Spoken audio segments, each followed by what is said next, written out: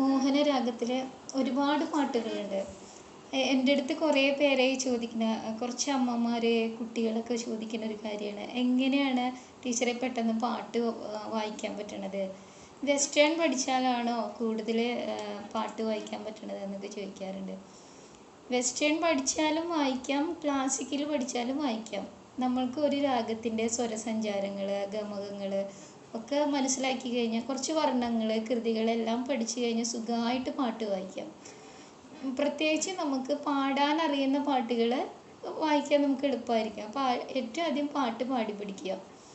ഇപ്പോൾ നമുക്കിന്ന് ഒരു ചെറിയ പാട്ട് നോക്കാം.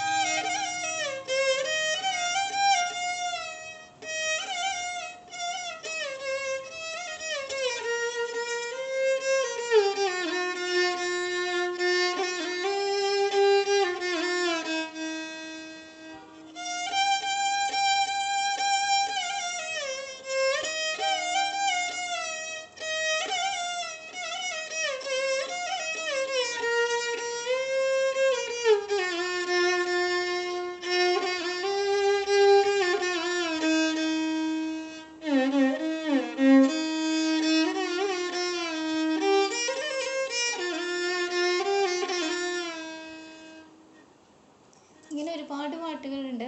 ഇന്ന് ഇത്രയും നിർത്താം. ഞാനിങ്ങനെ കുറേശ്ശെ ആയിട്ട് പറഞ്ഞു തരാം കേട്ടോ. ഞാൻ എന്തായാലും യൂട്യൂബിലിടാം വീഡിയോകൾ. നമസ്കാരം.